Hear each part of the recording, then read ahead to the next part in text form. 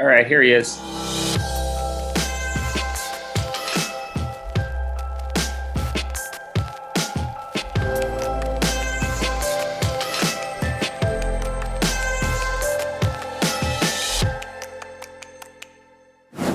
So can we talk about the show where I first saw you? Because Yes. A Different World meant so much to me because it premiered when I was a high school senior.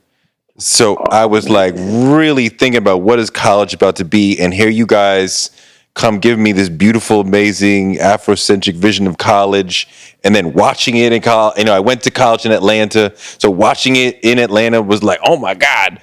Wow. It was a really important show for a lot of Absolutely. people in our generation. What made it work so well? What made it like so important for so many people? Wow. What made a difference? At the time, representation, although it always mattered, it just wasn't part of the lexicon. You know, it wasn't something that was on everybody's lips. And I really believe that Dr. Cosby had a vision. He's always been talking about education, always. So here it is. He sends his daughter off to college, and he wants to do a show about school, and particularly a black school, HBCU. The fact that we touched on subjects that were taboo, that we had to fight for, that were just things that were happening, like you would at college, made it so important and so worthy. Like it was something that catapulted people into life. Like you, Ninth Wonder, Lena, like all these people look at that show and was like, that show came on when I was a certain age, and it not only sent me running to college, it sent me running looking for that college. Mm-hmm. I wanted to be at a HBCU. I wanted to go to school where you guys went to school. And oddly enough, I never had that. You know what I mean? Like my guys were like JJ, like, you know, the people who would, you know, temporary layoffs and easy credit ripoffs and all of that. Those were our role models from the generation before. So it's really intense and wonderful to feel that love 30 something years later from people who saw it and actually can say what it meant to them and what it did for them. Oh shit, man! I was just in the bubble. I couldn't really tell. There was no internet. There were no likes. There were no clicks. There was no way for me to know what was happening and who was digging it down in North Carolina or over here or in Holland or I don't know. I just, you know, I was like, get to work on time. Remember your lines. Like the girl. I mean, it was part of the beauty of it was that there were so many different kinds of black people in one mix flowing together, and you could identify with this one and you could recognize the other one, and maybe you don't like that type, but you know it's real. And you know, I mean, it was funny and it was real. And do you have a favorite episode or a favorite moment? Yeah, geez. Cats in the Cradle was the one where me and Daryl Bell, who played Ron, were going to a football game, and then he decided to sell his tickets or something like that and sit outside and bet on the game or whatever. And white boys came up, and they got into a scruffle, and then I came in, and we ended up in jail together. And that whole speech about, you know, my grandfather, your father's an immigrant, you're American. My father was born here. And you people still look at me as just another nigga. That was my favorite episode, only because we got to act. Like, there was always acting going on, but this here just took it to a level of intensity, which I had always wanted to do. And in a sitcom, you don't always get those opportunities. So when I had a chance, I couldn't wait. Like, you know, the Crisscross one, where the two guys came in, Crisscross came in, and they were in opposite gangs and wanted to fight each other, and I had to keep them apart, and then I had to go and try to reach his father, you know, to save his son. And me and him got into it in the hallway, and this cat was so strong, he threw me across the set, and I hit the damn wall on the other side of the set, and I could feel the wall give away, like, oh, snap. It's real, it's, just those moments. There were some real funny moments, too, that I love, but the ones that stand out to me, that always mean a little bit more, were the ones where I got to turn up the intensity a notch.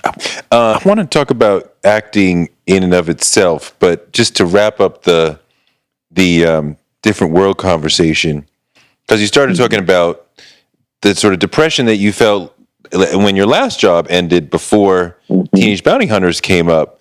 And I know that when A Different World came to an end, you were like, and I know that was heavy because it was a great job. And how was that?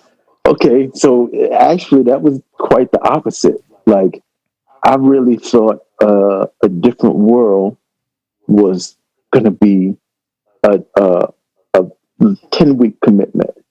Like, I just did School Days with Jasmine and Daryl and came to LA to visit, hang out. And while I was there, they were shooting the pilot, Different World, and Lisa was in it. So I was like, oh, snap. Let's go down and check it out. And I watched them shoot an episode, and I was like, it's missing something. 2 weeks later, I got a call. Hey, they're casting for a new show, Different World. I was like, I just saw a tape into that. They're adding a couple of new characters. Go audition. All right. Well, I didn't even think it would last. Like, I thought, yeah, maybe I'll get this job. Maybe we'll do 10 episodes and I'll get to be a movie star, which is, everybody wants to be a movie star. I wanted to act in movies where you get all kind of different opportunities.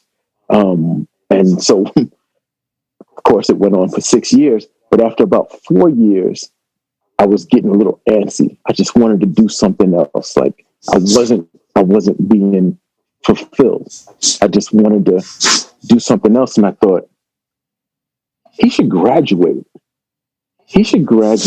And then some new kids should come in. Like, the seniors, we should do 4 years.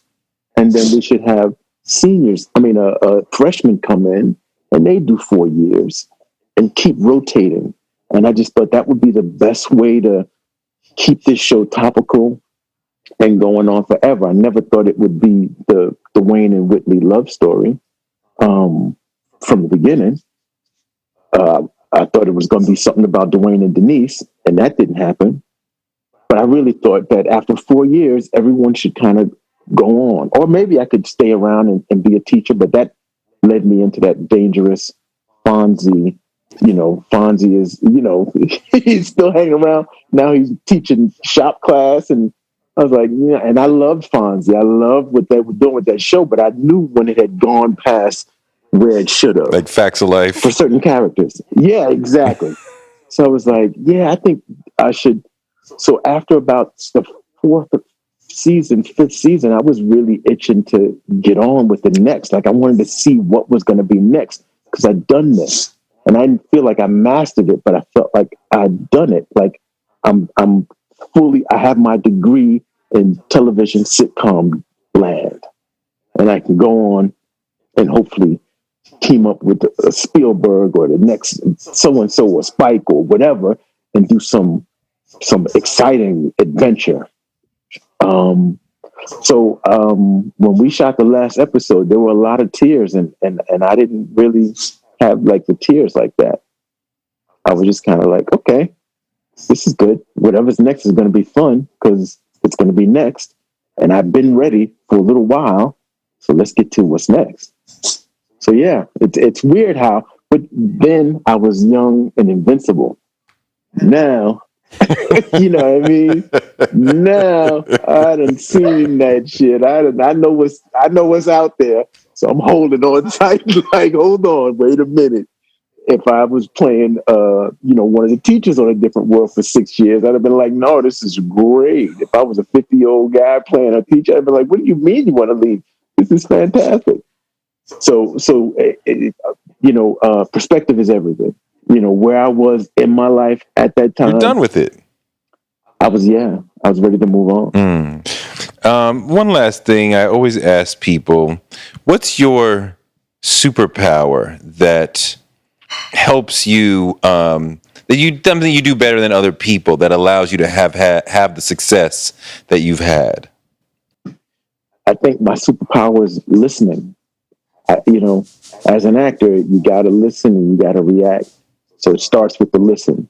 And being raised by women, you learn quick to listen and not always talk. And that is a compliment because Hell yeah.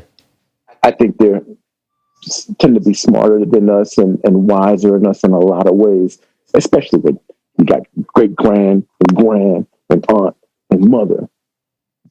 And you're the youngest. Of course, they're all wiser, but I just think gender side they can be a little more open and loving and accepting and all the things that you need as a man that you don't that aren't taught to you maybe by men, but that's why you have both.